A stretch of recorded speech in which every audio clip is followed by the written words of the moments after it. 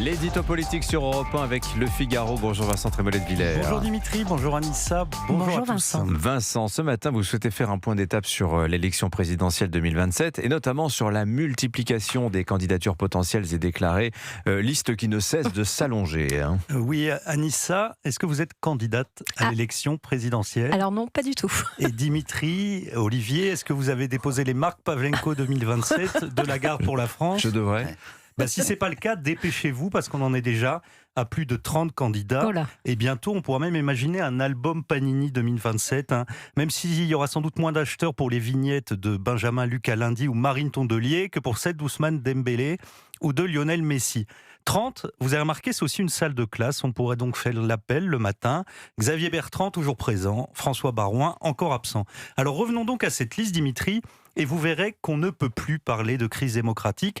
2027 est achalandé comme aucune élection, alors interdiction de se plaindre. Si vous êtes d'extrême gauche ou de gauche radicale, vous avez Jean-Luc Mélenchon, bien entendu, mais aussi François Ruffin, Clémentine Autain, Marine Tondelier, Benjamin Lucas, Anas Kazib, Nathalie Arthaud et même l'inénarrable Juan Branco.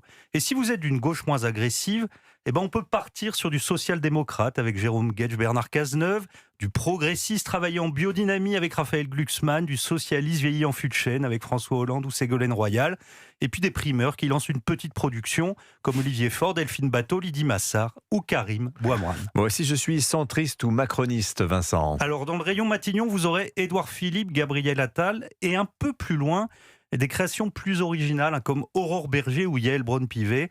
Oui, Dimitri, il faut imaginer dans quelques semaines la création des JAB, les jeunes avec Aurore Berger, ou s'attendre à lire des analyses qui nous diront si le braun-pivisme est un progressisme. À droite, hormis Bruno Retailleau bien installé, nous avons David Lisnard bien décidé. Et puis en embuscade, Michel Barnier, Xavier Bertrand, Gérald Darmanin et pourquoi pas Laurent Wauquiez. À la droite de la droite, le 7 juillet, nous saurons qui de Marine Le Pen ou Jordan Bardella sera candidat. Mais nous aurons aussi très probablement Éric Zemmour et Nicolas Dupont-Aignan.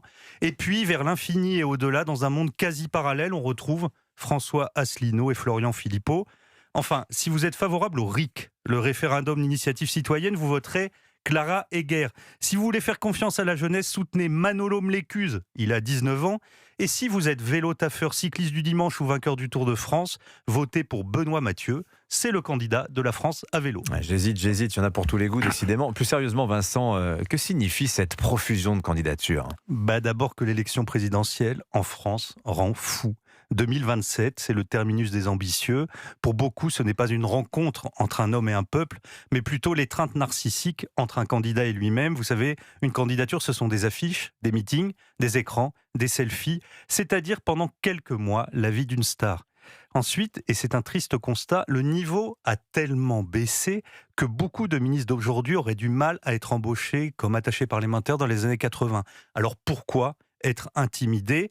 Les fauves sont interdits de zoo, donc c'est la fête des peluches. Enfin, et c'est le plus frappant, l'ambition politique est le plus souvent complètement dissociée de l'état réel de notre pays. C'est un processus aveuglant parce que tout esprit lucide y réfléchirait à 1000 fois avant de prétendre se lancer dans une aventure aussi périlleuse. 3 000 milliards de dettes, des centaines de quartiers en sécession, des normes qui étranglent toute initiative, des impôts écrasants, une école à reconstruire, une industrie à relancer, une armée à renforcer. Il faudrait être Bonaparte, Clémenceau ou Churchill pour accepter de se mesurer à un défi aussi herculéen. Mais s'il y a beaucoup de candidats, Dimitri, on ne voit aucun Churchill à l'horizon. L'édito politique sur Europe 1, la fête des peluches, c'est bien vu ça. Merci Vincent Trémollet de Villers. À la une du